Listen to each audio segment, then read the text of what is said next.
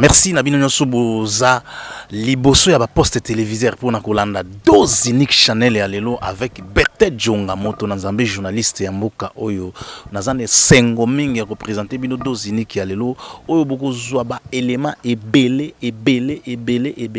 pour mona ndenge nini to sola. Alors tolanda sikoyo Baptiste na ba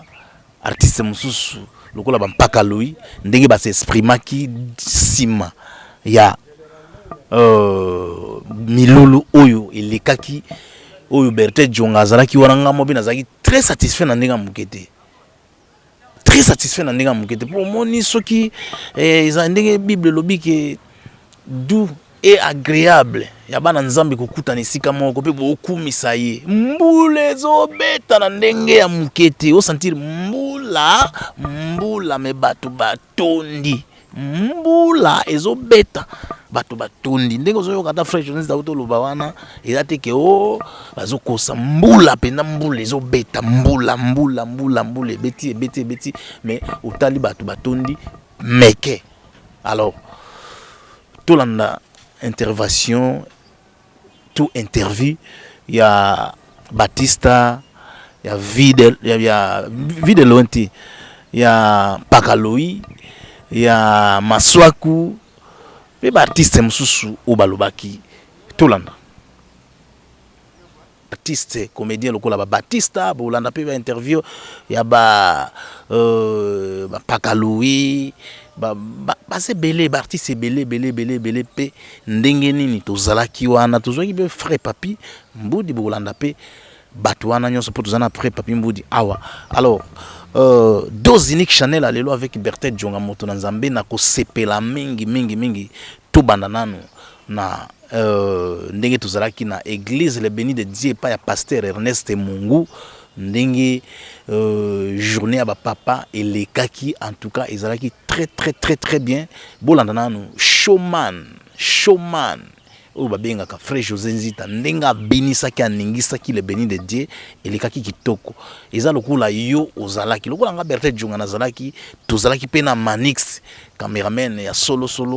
na Chobinzonga oyo azana réalisation vraiment beaucoup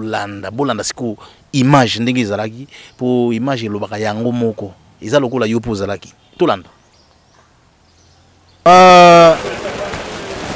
Berthe Djonga moto na Nzambe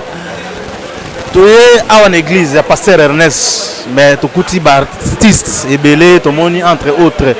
Batista oyo asepesaka bino ezala bana Kinshasa ezala bana Poto. Batista mbote na yo wa mbote frère tokuti wawa namoni mikolo losambo wa nga vraiment na accompagnera mangana na losambo vraiment ezamba liboso na vie na nga na banda ressemble na église donc on a banda ressemble na église de béni de Dieu grâce à ndeko na ngai alara déjà wa Jinola et puis l'air na yaka selon pasteur voilà au lobby lelo yo zwa pe yayo donc mbalo na kozwa donc nga na kozwa o ngai et puis na zo yango vraiment donc na ke na zui o na ro lukawa vraiment to wolo bana Batista bana osambela bana solo en tout cas vraiment motema na nga témoin minga lobezate ba mosali nzambe kana ba acte donc vraiment na osambela solo okolo bana bato bazolanda yo o peut-être bazali na espoir te que no Batista sambela bo mingi ba yebela eza ba journaliste eza biso ba journaliste bino ba artiste eza ni no bato wana bazaka bataba voilà c'est na bandeko ne juger point mutu aluka lobiko na ye